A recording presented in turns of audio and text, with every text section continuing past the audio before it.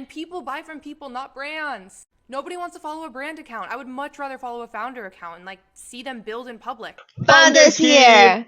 I'm Gabriela. I'm Sebastian. We're NaturaXotic's founders. Passion for natural beauty. It all started when I stopped my birth control pills and I started having so much acne. I tried so many products, but nothing really worked for me. It only gave me more breakouts, more acne, and make my skin drier.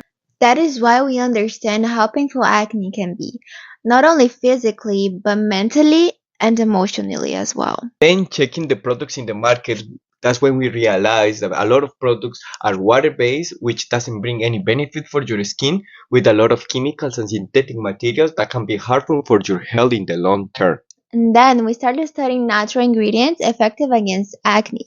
After trying multiple formulations, we came up with a natural solution that helped me and others to solve our acne problem. So we focus in creating natural and natural-derived products free from harsh chemicals, targeting acne with an effective natural solution. So we want to create a community where we will bring educative information and awareness of the skin and natural ingredients. Join us in this natural beauty journey.